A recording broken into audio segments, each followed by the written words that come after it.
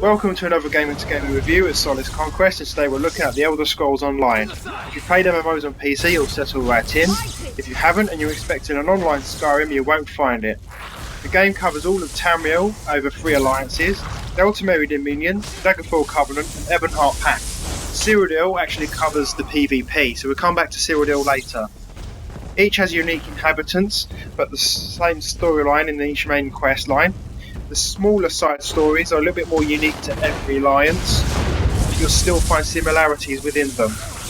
The class system consists of 4 different classes: the Nightblade, the Sorcerer, the Templar and the Dragonblade. The Nightblade is your sneaky sort of class, the Sorcerer is obviously your Magician, the Templar is your healer, and the Dragonblade is your tank.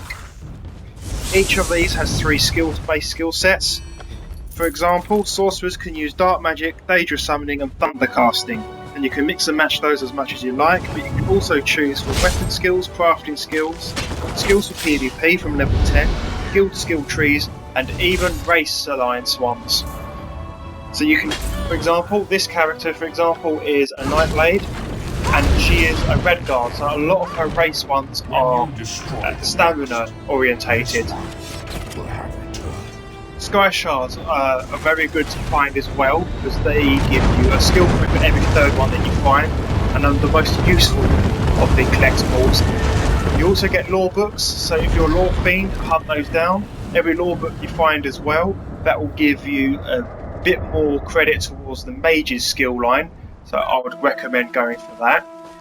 Also, you will still find the Skyrim books that bring up like your weapons skills, your armor skills, your magic skills, all that sort of stuff you'll still find within books as well, so you can still increase your skills with books. If you're still playing 3rd and 1st person, 3rd person is generally better for PvP because you can see more of the battlefield around you and you can see people coming from behind you quicker, which means you're a little bit more responsive, just like the combat is. The combat does respond a little bit better to that of Skyrim. I'm not sure if that's because of the generation gap, but there you are. It does respond a lot better. It does give you a lot more scope for quick kills. Take him to the warehouse. Give him to the only problem so far is the quest lines themselves. You can find that you have got objectives that are shared. Those shared objectives can be annoying because they're quite early on, and if somebody does them on, you'll have to wait for it to respawn and try to go out your way to find a new one, which can be a little bit annoying. But it can work in your favour, because if there's a boss that you need to kill or somebody's already in the middle of a fight, just go in, one hit it, and then that's it. That's all done. You only have to hit him once and you still get credit. The Fighters and Mages guilds are also back, so you've got a skill line for both of those and a quest line. The Fighters Guild is a little bit more interesting, I must say, and the Mages Guild is a little bit more annoying. But if you like either of those within Cyrodiil, you'll love it here. You can also have up to 5 guilds. Now this means you can have 1 for each alliance, so if you want to create characters from different alliances and then go into PvP with each one, you can. It doesn't necessarily matter, because you can switch at level 50, so for example, I'm in Daggerfall at the moment. When I hit level 50, the game will make me choose one of the other 2 to play again through the storyline, so I can get up to the champion skill sets. You can also create your own ones. If you want a private guild as well, you can create them later on at level 10. But once you hit level 10, you can also join PvP as well. A lot of things going on at level 10, but if you really want your own private one, you can have one of your private guilds. So with the guilds also comes chats. You have a public chat where everybody can talk within an area. It doesn't necessarily mean the entire map that you're on, it just means it's about a little small city, town, anything like that. You have a guild one. Each guild can have up to 4 ones as well, so you can have an officers chat and 4 normal chats that people can skip in and out of. You can also have a group chat, so like for example here, I'm in PvP and I'm in a group and we're talking at the moment just to figure out where the enemy are. Talking of PvP.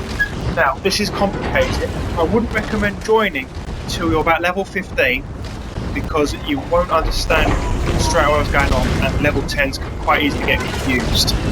And I wouldn't recommend going in alone. You really do need a group. If you don't have a group, struggle. And that is basic best advice that I can give you, please have a group. You can have up to 24 players in the group and they'll support you through it. And it also means you can take out things really quicker. Now, the main objective is to capture the keeps, which you saw a little bit there. I was defending one. So when you capture a keep, you get more bonuses, especially if it's an enemy keep. Each enemy keep is worth an extra bonus, so it's worth going for them. Now the 6 in the middle, they are the Imperial keeps, so each alliance has 2 Imperial keeps to begin with. Now, when you capture all 6, the highest scoring member of your alliance becomes Emperor. That gets everybody a health boost, which is really, really helpful in this game. I've got to be honest with you, it's really helpful. So really go for it. Make sure your army is working together because they won't be able to hear you with other groups. You do need to use not just group chat, but public chat as well to mobilise the troops, maybe hit 2 keeps at once. Once you've got Emperor as well, he can have his own skill line. So as soon as he's got his own skill line, he'll become stronger, and in turn the army becomes stronger. So it's well worth making sure that he knows which skills that he needs. You also get quest lines in PvP too. These quest lines can be quite annoying because you can be right on the back foot, you can be penned into your last 2 keeps, and then it will ask you to go after Castle Black Boot, for example, which is one of the last 2 keeps on the Ultimate Pavilion side. So this is next to impossible when you're stuck between 2 different armies and you can't get out. Now, I'm not sure if there's a way that they can fix that, but it really does need sort of addressing because the only ones occasionally that are very useful kill one. So it asks you to go out and kill 20 Templars, 20 soldiers, 20 Night Blades, a certain number from Ebonheart Pact or Altameri, for example. That is mainly the sort of quests that you get. You also get dungeons in PvP, so you can form a group, go down into the dungeon and play like that. You also get trials as well, which are like kind of like mini dungeons, and you get quest lines of Boomer and those sorts of characters. So those towns do make a reappearance, albeit in rubble and hostiles everywhere. And you can still do the quest lines in there as well. You can still got Sky Shafts to collect, all sorts to do there, even if your group doesn't want to capture a keep, or if you haven't got enough people to capture a keep online. Each group can have 24 people as well. So it's well worth getting a full group of 24 because you can do a lot more, a lot quicker.